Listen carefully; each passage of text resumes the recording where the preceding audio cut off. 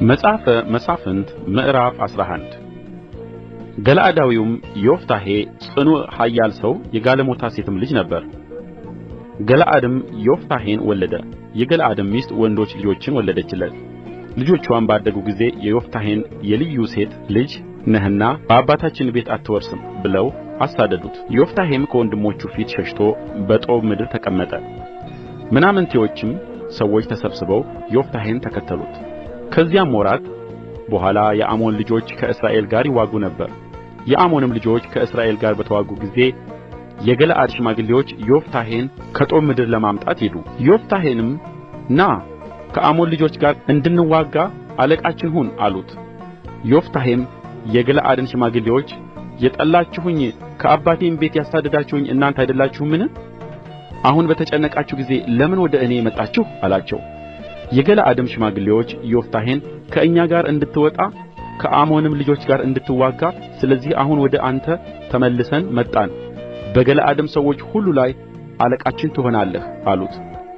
ዮፍታሔም የገለዓድን ሽማግሌዎች ከአሞን ልጆች ጋር ለመዋጋት ወደ አገሬ ብትመልሱኝ እግዚአብሔር በእጄ አሳልፎ ቢሰጣቸው እኔ አለቃችሁ እሆናለሁን? አላቸው።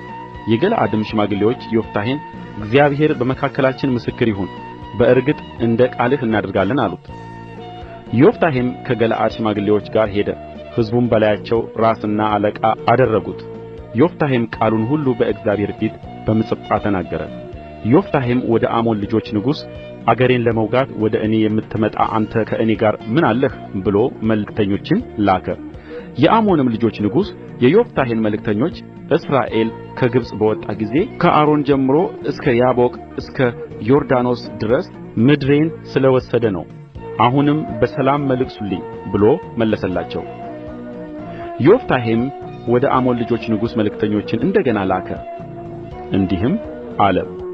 ዮፍታሔ እንዲህ ይላል፣ እስራኤል የሞዓብን ምድር የአሞንንም ልጆች ምድር አልወሰደም። ነገር ግን ከግብጽ በወጣ ጊዜ እስራኤልም በምድረ በዳ በኩል ወደ ኤርትራ ባሕር በሄደ ጊዜ ወደ ቃዴስም በደረሰ ጊዜ እስራኤል ወደ ኤዶምያስ ንጉሥ በምድርህ እንዳልፍ እባክህ ፍቀድልኝ ብሎ መልእክተኞችን ላከ።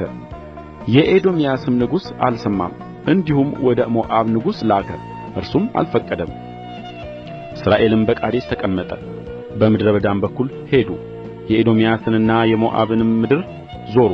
ከሞዓብ ምድርም በምሥራቅ በኩል ወጡ፣ በአርኖንም ማዶ ሰፈሩ። የአርኖንም የሞዓብ ድንበር ነበርና የሞዓብን ድንበር አላለፉም።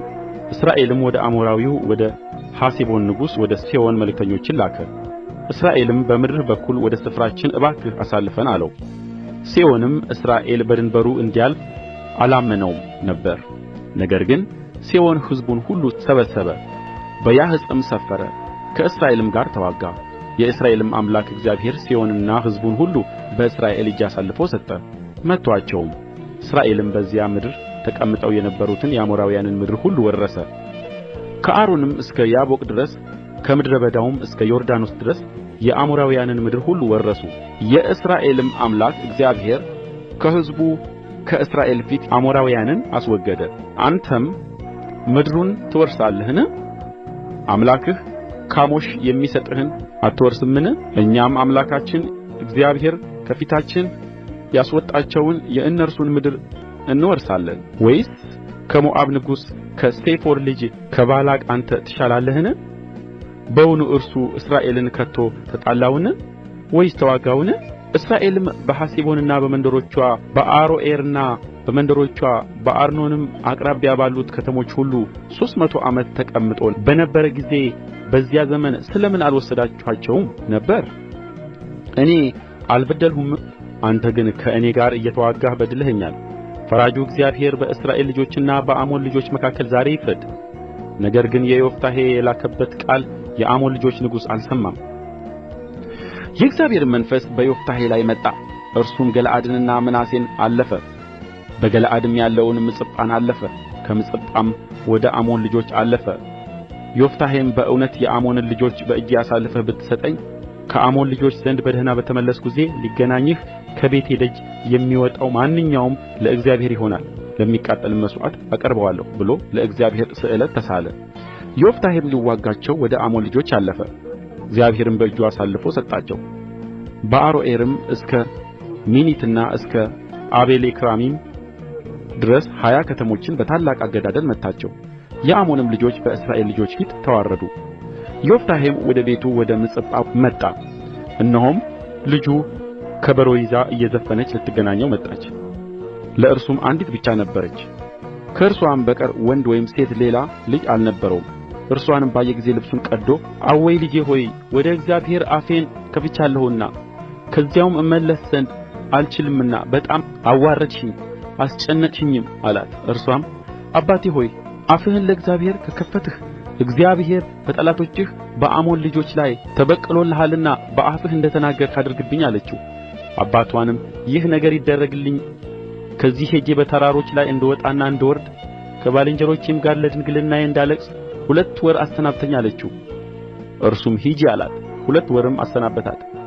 ከባልንጀሮቿም ጋር ሄደች፣ በተራሮችም ላይ ለድንግልናዋ አለቀሰች። 2 ወር ከተፈጸመ በኋላ ወደ አባትዋ ተመለሰች። እንደ ተሳለውም ስእለት አደረገባት። እርሷም ወንድ አላወቀችም ነበር። የእስራኤልም ሴቶች ልጆች በዓመቱ እየሄዱ የገለዓዳዊውን የዮፍታሔን ልጅ በዓመት 4 ቀን ሙሾ እንዲያወጡ በእስራኤል ዘንድ ልማድ ሆነ።